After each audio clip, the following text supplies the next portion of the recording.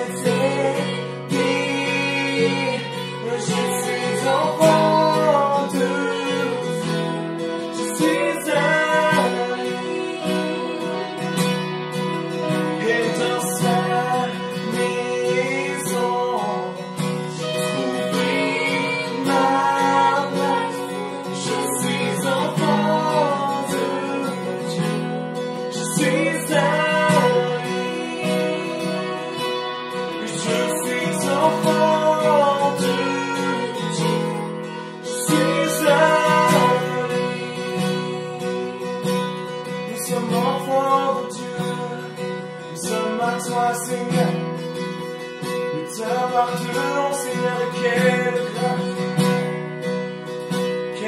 grâce, Seigneur.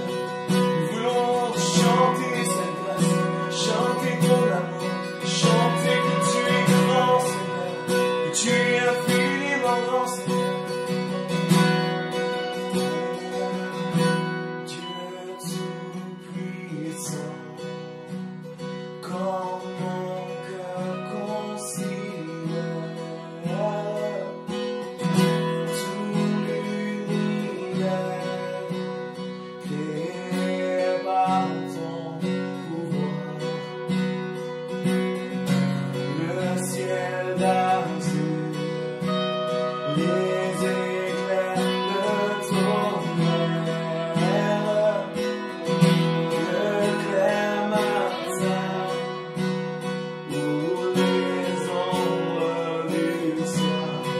Alors de tout mon être, je veux chanter de tout mon être. Alors s'élève un chant, Dieu tout-puissant, que tu vivant de tout mon être. Alors de tout mon être, alors s'élève un chant, Dieu tout-puissant, que tu es grand. Mais quand je songe aux uniques mystères que Dieu si grand ait pu penser à moi, que son cher Fils est devenu mon frère, oh, et que je suis légitime roi. Alors mon cœur revit la nuit, le jour, que tu es bon, que tu es bon. Oh Dieu d'amour, alors mon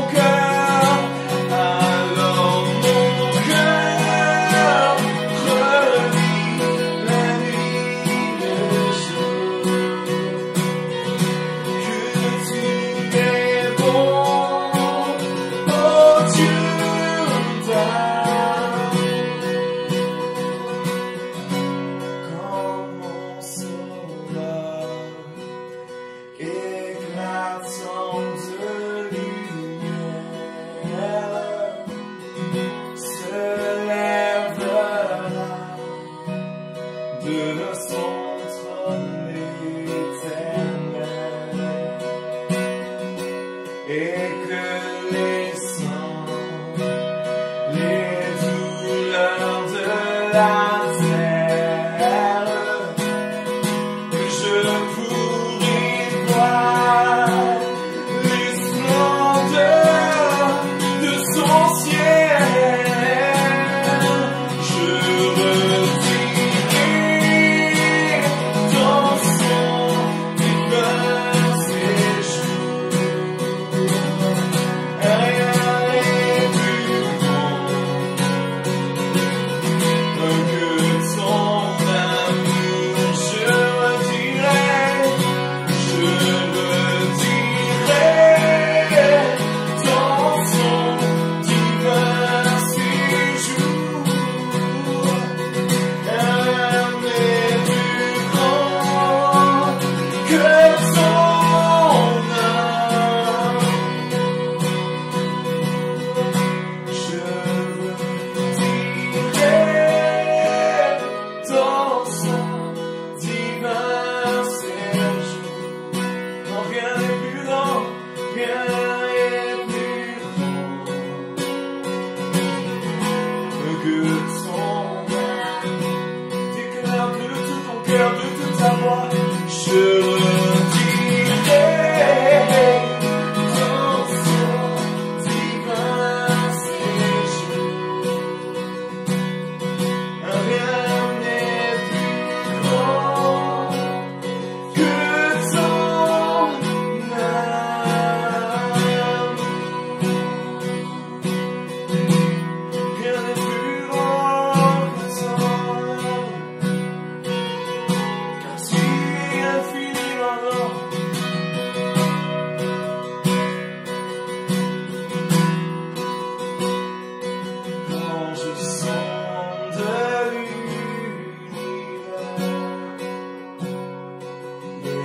ce que tu as créé. Les océans, les mers, tu me révèles ta majesté. Alors mon âme veut s'écrier, de tout mon cœur, je veux chanter. Oh Dieu, tu es infiniment éternel, puissant, roi majestueux. Oh Dieu, tu es infiniment éternel, puissant, roi majestueux.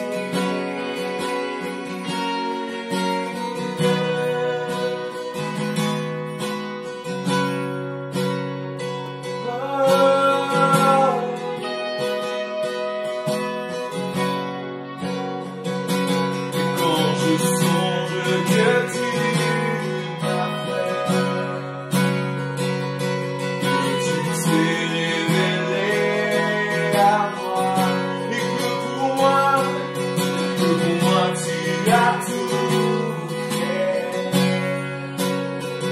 Tu me révèles ta bonté,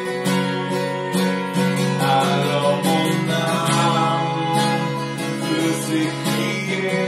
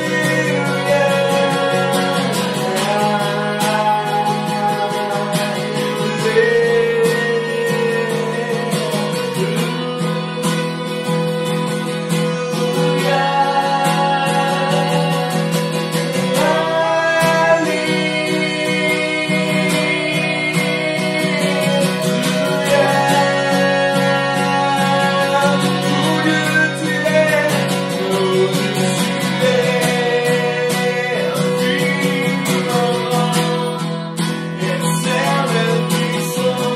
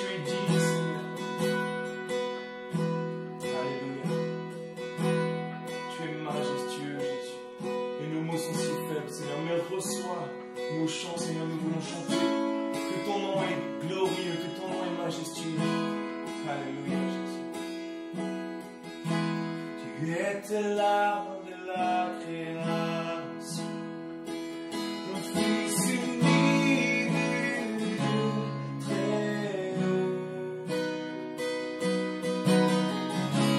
Le mystère de ta gloire révélé, en toi Christ notre Seigneur. Ce nom est si merveilleux, ce nom est si merveilleux, le nom de Jésus-Christ, mon roi. Ce nom est si merveilleux, sa beauté sans pareil. Ce nom est si merveilleux, le nom de Jésus.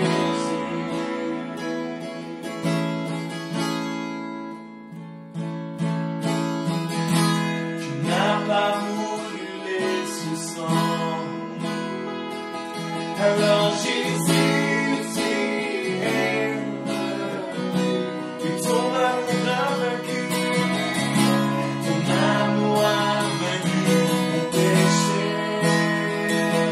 Rien ne peut nous séparer, parce que non est si glorieux, Jésus, il est glorieux, le nom de Jésus-Christ, mon roi. Ce nom est si glorieux, ma beauté sans pareil. Ce nom est si glorieux, le nom de Jésus. Oh, ce nom est si glorieux, le nom de Jésus. La terre a tremblé, le voile s'est déchiré, les serments, la mort et le péché. Les cieux chantent ta gloire, les cours de ta victoire, car tu es le roi ressuscité.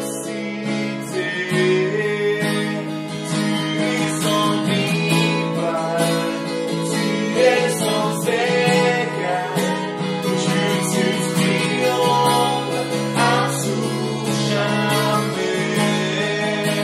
Et à toi seul et à toi seul la gloire, ton nom supère tout autre nom. Oh, ce nom est victorieux, oh, ce nom est victorieux, le nom de Jésus-Christ. Il est victorieux, oh, ce nom est victorieux, sa puissance est sans pareil. Oh, ce nom est victorieux, le nom, chantons une dernière fois. Oh, ce nom est victorieux, oh, ce nom est victorieux, le nom de Jésus-Christ, mon roi. Oh, ce nom est victorieux, sa puissance est sans pareil.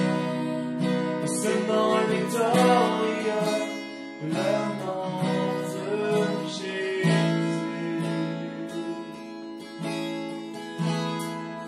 Ton nom est victorieux, Seigneur, nous voulons le déclarer avec assurance, le proclamer sur tous les toits, car tu as tout accompli à la croix. Seigneur, tu es vainqueur, tu nous as sauvés, tu es notre sauveur, Jésus. Merci, merci pour cette grâce. Merci pour cette grâce, Seigneur Jésus. Merci parce qu'on peut te chanter, Seigneur, parce que nous avons cette relation avec toi. Merci aussi parce que tu parles, Seigneur, et nous prions également que tu parles à nos cœurs ce matin. Dans le nom de Jésus, nous prions pour cela, Père. Conduis ce temps de prédication, ce temps de message, Seigneur, qui puisse porter du fruit dans nos cœurs, pour ta gloire, Jésus-Christ. Amen. Alors, bonjour à tous et à toutes.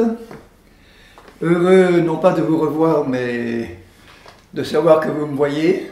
Je parle ce matin d'un sujet qui devrait tous vous intéresser, plus ou moins, mais tous, parce qu'on est tous concernés. Voilà. Le sujet que je vous propose d'étudier avec moi, c'est comment passer d'un mauvais caractère à un bon caractère. Ou du moins, comment éliminer de notre caractère les aspects que le Seigneur veut éliminer pour les transformer en bons aspects. Est-ce que ça vous intéresse? Oui? Toutes les mains se lèvent, alléluia. Alors je vais commencer par vous lire un extrait de l'épître de Paul aux Éphésiens, au chapitre 4. Alors, à partir du verset 25, voilà ce que Paul dit, Éphésiens 4, 25. C'est pourquoi, remarquez bien, le c'est pourquoi, il fait référence à ce qui vient d'être dit avant. Mais je ne vais pas parler de ce qui est dit avant, je vais parler maintenant de ce qui dit après. C'est pourquoi renoncez au mensonge, que chacun de vous parle selon la vérité à son prochain, car nous sommes membres les uns des autres. Si vous vous mettez en colère, ne péchez pas, que le soleil ne se couche pas sur votre colère, et ne donnez pas accès au diable. Vous voyez en passant que il est possible que nous commettions certains actes ou que nous fassions certaines choses que le Seigneur n'approuve pas, mais il nous demande de ne pas y rester, parce que si nous y restons même le temps de la nuit, ça donne accès au diable, et nous savons que le malin ne vient que pour dérober, égorger et détruire. Il ne vient pas pour faire du bien. Donc on doit absolument éviter de lui donner accès pour n'importe quel prétexte. Que celui qui dérobait ne dérobe plus. Vous voyez, à chaque fois il dit, si vous mentez, ne mentez plus. Si vous vous mettez en colère, ne vous couchez pas sur votre colère. Si vous dérobez, ne dérobez plus. Mais plutôt qu'il travaille en faisant de ses mains ce qui est bien pour avoir de quoi donner à celui qui est dans le besoin. Qu'il ne sorte de votre bouche aucune parole mauvaise. Alors s'il en sortait une, il nous demande d'arrêter d'en sortir des paroles mauvaises. Mais s'il y a lieu, quelques bonnes paroles qui servent à l'édification et communiquent une grâce à tous ceux qui l'entendent. N'attristez pas le Saint-Esprit de Dieu. Comment est-ce qu'on peut l'attrister? En commettant ces choses qu'il vient d'énumérer, qui ne sont pas bonnes, qui sont mauvaises, qui font du mal.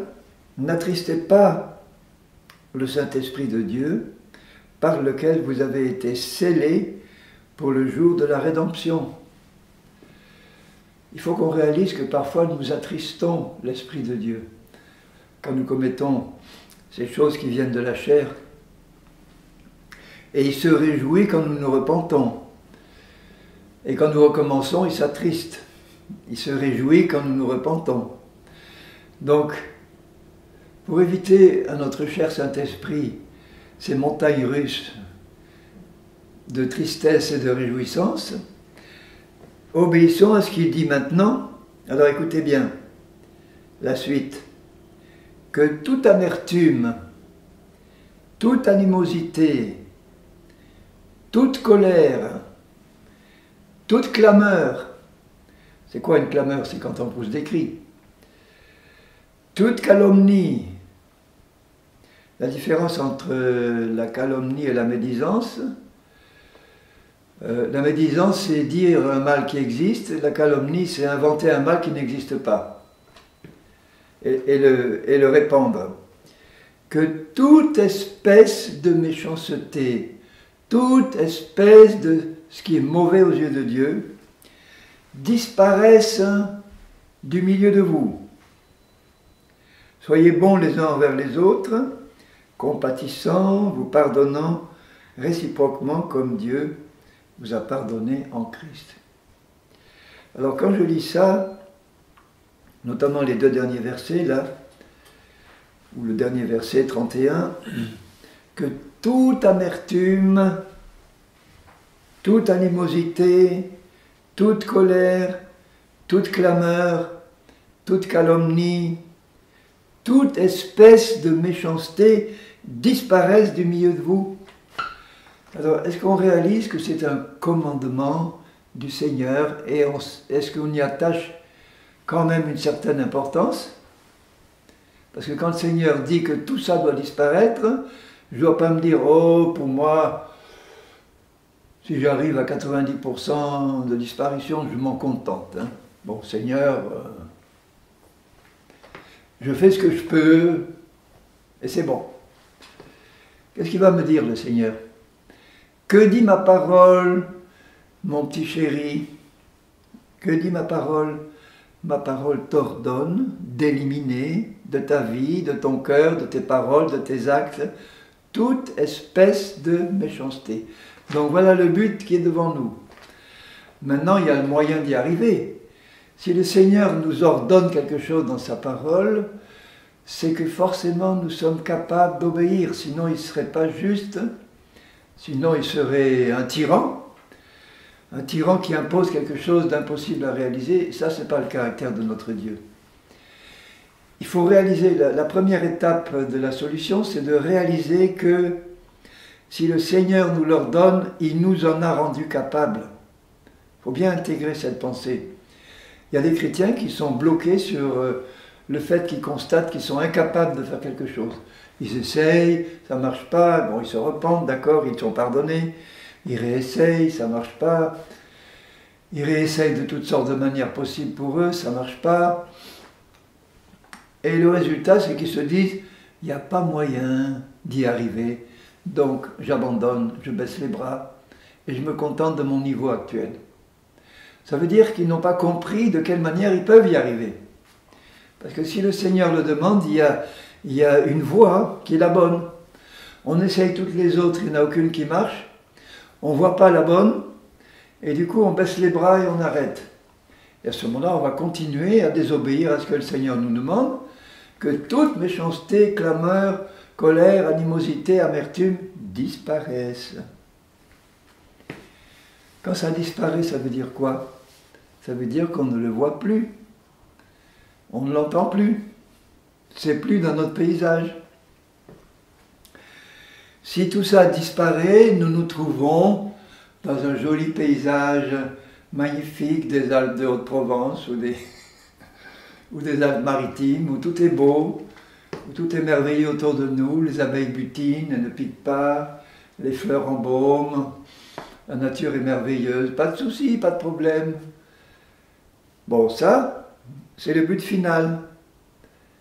Une fois que tout ce qui est mauvais est enlevé, ôté. Donc je voudrais vous rappeler quel est le moyen que le Seigneur nous donne pour y arriver. Et là je reviens au début. Le c'est pourquoi. C'est pourquoi. C'est pourquoi ça veut dire que maintenant que vous avez compris ce que je viens de vous dire, maintenant vous pouvez mettre en pratique, renoncer aux mensonges, parler selon la vérité à votre prochain, ne vous mettez pas en colère, ne vous contentez pas de vous mettre en colère et de régler ça avant de vous coucher. Ne vous mettez plus en colère du tout, puisqu'il dit que toute colère disparaisse. Que toute animosité, calomnie, etc. Alors je vais remonter un peu plus haut, toujours dans Ephésiens 4, quelques versets juste plus haut, où il dit au verset 17, « Voici donc, même si j'explique ce qu'il dit depuis le début de l'Épître aux Éphésiens, vous avez tout un contexte préparatoire.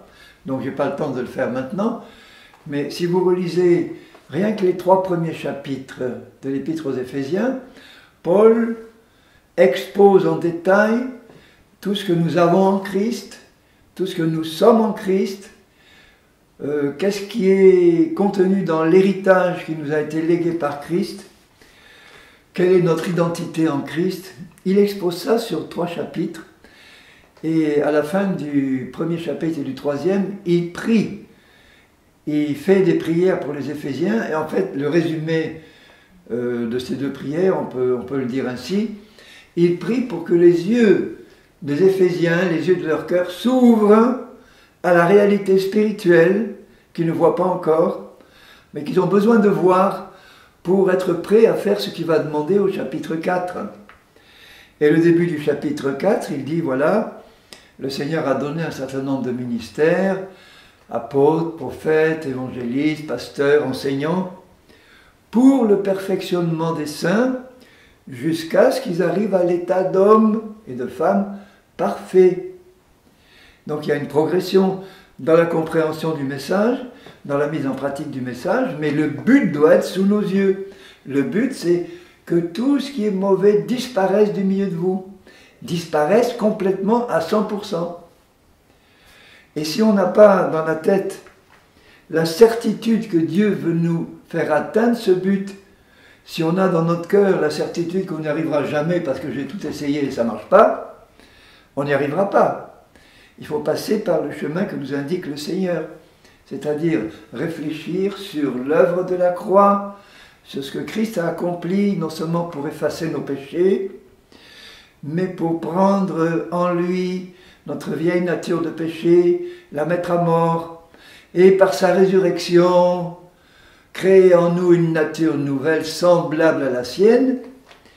Est-ce que Jésus s'est laissé aller à de l'amertume, de l'animosité, de la rancune, du mensonge, de la colère charnelle? Je ne parle pas de la divine colère qu'il a eue dans le temple pour chasser les marchands. Ça, c'est une colère qui ne vient pas de la chair, de l'animosité, du désir de se venger ou de se justifier, non. Bon, alors donc, parlons pas trop de la colère parce que je ne veux pas que vous puissiez dire que votre colère est toujours une sainte colère, hein, loin de là. Mais il y a une colère divine dans laquelle on peut rentrer quand on est rentré dans la perfection de Jésus. Donc voilà le contexte de ce passage que je commente. Il faut comprendre que le Seigneur a recréé en nous, j'y reviens tout le temps parce que quel que soit le message, c'est le centre de l'évangile, c'est le centre de la croix. Le Seigneur a recréé par sa résurrection en nous, dans notre esprit, une nature déjà parfaite, qui est déjà parfaitement capable d'obéir parfaitement aux commandements que je viens de lister là. Alors que si je n'ai pas compris ce que Christ a accompli à la croix, je vais essayer de le faire tout en étant dans la chair, c'est-à-dire par ma volonté, mes propres moyens, et ce n'est pas possible. C'est complètement inefficace, c'est fatigant, et on n'y arrive pas et on se décourage. Donc il faut savoir que la méthode de Dieu, c'est la plus simple possible pour nous, c'est-à-dire que Dieu a créé en nous quelque chose qui existe déjà, qui est parfaitement capable d'obéir à toute sa volonté. C'est intéressant quand même, non? Donc au lieu de tourner en rond dans notre désert, pour essayer de faire des choses qu'on n'arrive jamais à faire, mettons-nous tranquillement devant la parole de Dieu, devant le Seigneur, faisons pour nous la prière que Paul faisait pour les Éphésiens. Seigneur, ouvre les yeux de mon cœur, ouvre les yeux de mon intelligence, ouvre les yeux de mon entendement, pour que j'y reçoive la révélation de ce que mon Seigneur a accompli à la croix et de ce que je suis vraiment dans l'esprit qui est déjà dedans, en moi, tout prêt à manifester parfaitement ce que le Seigneur demande. Et pour ça, un seul moyen, unique, tout simple, facile, mais tellement facile qu'on n'arrive pas à imaginer à quel point c'est facile parce qu'on a été tellement habitué à faire dans la religion, même évangélique, des choses qu'on nous demandait de faire, mais par notre propre volonté, et on n'y arrive pas, ça nous paraissait tellement difficile d'y arriver que maintenant, si on nous présente une solution ultra simple, on a du mal à le croire. Mais non, c'est pas possible, ça ne peut pas être aussi simple que ça. Mais comme Dieu est bon, qu'il est plein d'amour, il a trouvé un système qui est parfait, qui est simple, qui est d'une simplicité enfantine, évangélique, à observer. La solution de Dieu, elle est simple, c'est la foi. Avec Dieu, c'est tout par la foi pour que ce soit par grâce.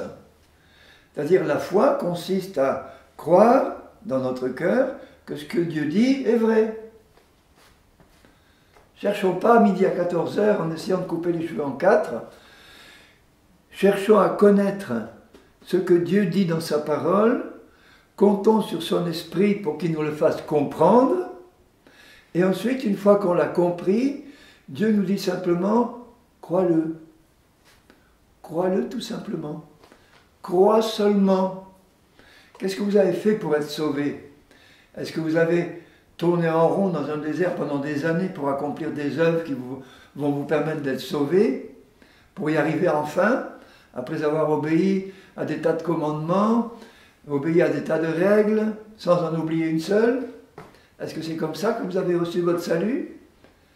Est-ce que c'est comme ça que vous avez éliminé de votre vie les péchés que vous aviez accomplis avant? Le salut, c'est tout simple. Un jour, le Saint-Esprit vous a convaincu que vous étiez pécheur, parce que tous les hommes le sont, sans exception.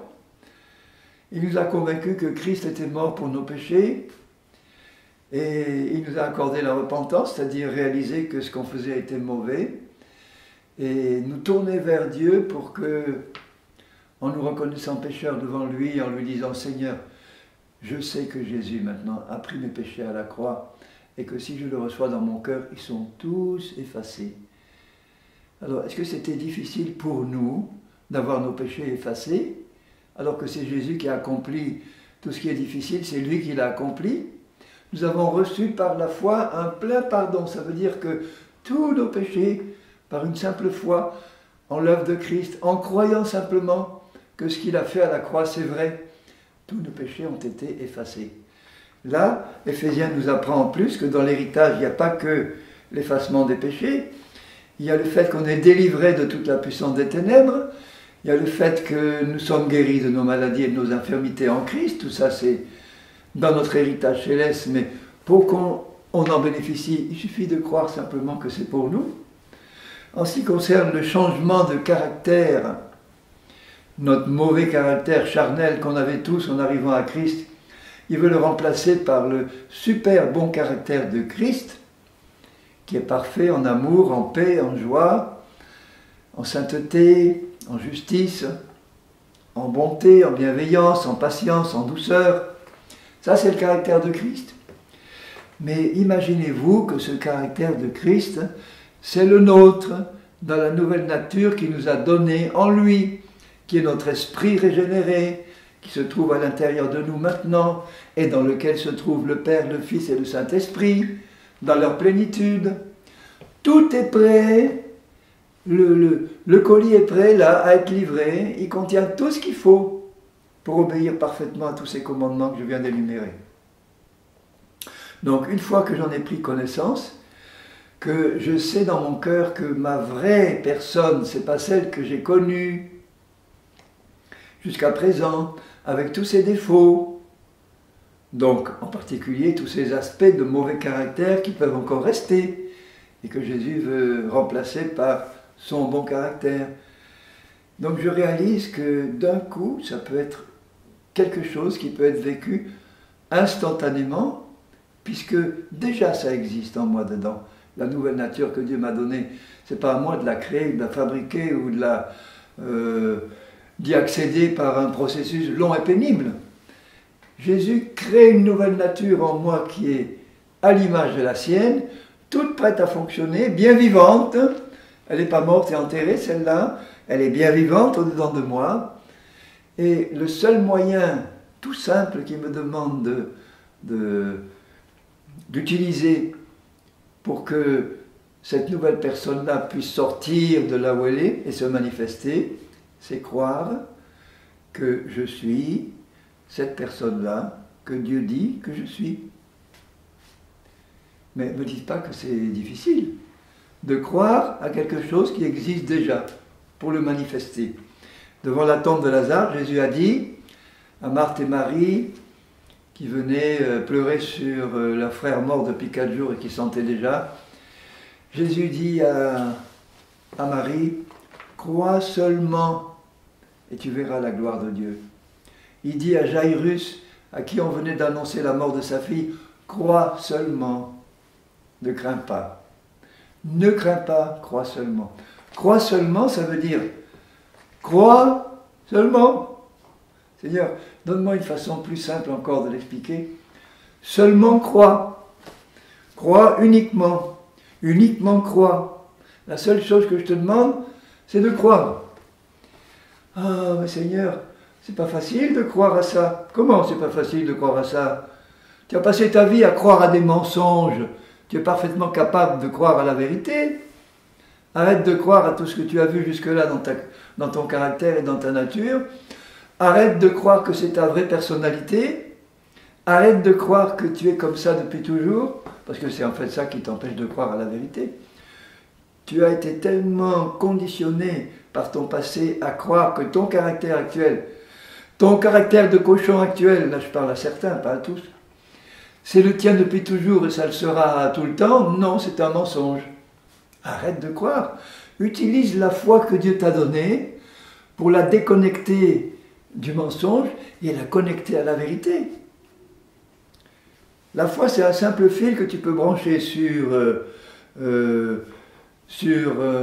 tel programme et le débrancher, le rebrancher sur le bon programme, qui existe déjà tout près. Donc il suffit que tu crois que ton vrai caractère que Dieu t'a donné, c'est celui de Jésus. Et que tu ne l'oublies pas. Parce que si tu oublies de le croire, qu'est-ce qui va se passer? Eh bien, tu vas te rebrancher sur le mauvais programme. Je ne dois pas arrêter de croire ce que je suis, c'est comme si je débranche le fil que j'avais branché sur le bon programme pour le rebrancher sur le mauvais. Alors je me repens, ah Seigneur, j'ai oublié qui j'étais. Bon, alors débranche, tu te remets. Ça va durer peut-être un certain temps parce que tu n'es pas habitué à fonctionner de cette manière, mais il va y avoir un temps où ça va rester branché. C'est-à-dire où tu vas continuer à croire sans oublier que tu es cette nouvelle personne que Jésus dit que tu es. Mais ose croire à ce que Jésus dit, quand même. Il ne ment pas, lui. Il dit toujours la vérité, il est la vérité. S'il te dit qu'il a fait de toi, alors je lis, je terminerai par ça. J'ai commencé à lire au début de l'Épître aux Éphésiens, mais si je reprends au chapitre 4 et au verset 17, voici donc ce que je dis, ce que je déclare dans le Seigneur, vous ne devez plus marcher comme les païens qui marchent selon la vanité de leurs pensées. Maintenant que vous avez médité la parole et la vérité, vous avez changé vos pensées, vous les avez renouvelées par la parole, vous n'avez plus l'intelligence obscurcie, ils ont l'intelligence obscurcie à cause de l'ignorance qui est en eux. Maintenant que vous connaissez la vérité, votre intelligence n'est plus obscurcie, vous savez qui vous êtes en Christ, ce que Dieu dit que vous êtes en Christ. À cause de l'endurcissement de leur cœur, vous avez prié comme au début des Éphésiens, Seigneur, illumine les yeux de mon cœur, et il n'est plus endurci, il est bien ramolli par la vérité. Et pour aller vite, je dis, donc, mais vous, au verset 20, ce n'est pas ainsi, comme ces païens le font, que vous avez appris Christ, que vous avez appris ce qu'il a fait à la croix, que vous avez appris ce qui est inclus dans l'œuvre de la croix, que vous avez appris qu'à la croix, il a mis à mort le vieil homme ou la vieille femme que vous étiez avant, pour recréer ensuite par sa résurrection un homme nouveau, une femme nouvelle. Ça maintenant vous le savez. Et c'est en lui, en Jésus, conformément à la vérité qui est en Jésus, que vous avez été instruits, qu'on vous a appris. Qu'est-ce qui vous a appris? Le Saint-Esprit par la parole. À vous dépouiller, eu égard à votre vie passée, du vieil homme qui se corrompt par les convoitises trompeuses. Le vieil homme est mort et enterré, mais il a laissé dans votre caractère des caractéristiques qui étaient la sienne, c'est-à-dire les œuvres de la chair, animosité, impureté, colère, amertume, dispute, division, etc. Et il nous demande de nous dépouiller de ça dans notre âme. Comment on peut se dépouiller? En arrêtant de croire que c'est mon vrai caractère. Et il ajoute, à être renouvelé dans l'esprit de votre intelligence. Il reparle à nouveau de l'intelligence qui n'est plus branchée sur la chair, mais branchée sur l'esprit, ou la parole. Et maintenant, vous avez été instruits à revêtir l'homme nouveau. Créé à l'image de Dieu, c'est-à-dire de Jésus, dans une justice et une sainteté que produit la vérité. Cet homme nouveau-là, il est capable d'obéir à tout ce qui est écrit après dans le « c'est pourquoi ». Arrêtez de mentir, arrêtez de me mettre en colère, arrêtez. Je ne peux le faire que si je me suis revêtu de l'homme nouveau, comment je peux me revêtir de l'homme nouveau que je suis dedans? Je le répète, en croyant simplement que je suis vraiment cet homme nouveau qui existe dedans et que Jésus me dit qu'il a créé pour moi et qui m'a créé homme nouveau, femme nouvelle. N'allez pas me dire que c'est compliqué. C'est la religion qui complique tout. C'est la religion qui donne des commandements impossibles à réaliser. Alors que pour Dieu, c'est la simplicité de la foi. Si tu crois de tout ton cœur, parce que Dieu le dit, que tu es cet homme nouveau, cette femme nouvelle, que Jésus a créé en toi à son image, si tu le crois, sans plus te laisser troubler par ton passé pourri, si tu crois la vérité de Dieu, tu la verras se manifester rapidement. Rapidement. Peut-être même d'une heure à l'autre, du jour au lendemain, puisque l'homme nouveau, il existe. Il doit être facile de le manifester. Tout dépend du niveau de foi, de la qualité de la foi. Si tu crois sincèrement de tout ton cœur que tu es vraiment cette personne-là et que tu ne l'oublies pas 5 minutes après l'avoir cru, tu le verras se manifester. Dès maintenant. Voilà mes chéris, j'en reste là. Réfléchissez à tout ce que je viens de rappeler. Méditez ces vérités devant le Seigneur tranquillement, en demandant que le Saint-Esprit vous aide à les bien comprendre et à croire. Et vous allez voir les changements dans votre caractère, dans votre manière de vivre, de parler et d'agir. Tout deviendra pour la gloire de Dieu et aussi pour votre bien et le bien de ceux qui vous entourent, parce qu'ils vont en bénéficier aussi. Au nom de Jésus, merci Seigneur pour ta parole. Je te bénis parce que tu m'as ordonné, vraiment, j'en ai la conviction, d'enseigner comment marcher dans cette vie nouvelle. Et je ne peux pas faire autrement que d'en parler en permanence, Seigneur, parce que une fois que ça c'est compris, eh bien, on peut le vivre vraiment et te glorifier. Alors merci pour l'œuvre de la croix, Seigneur. Merci pour ce que tu as accompli.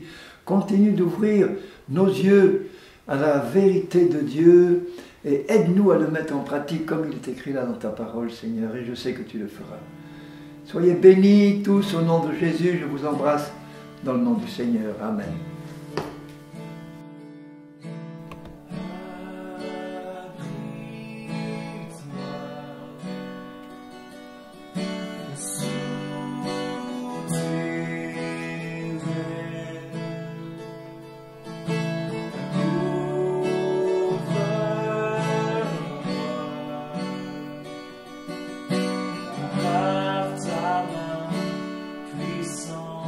Abrite-moi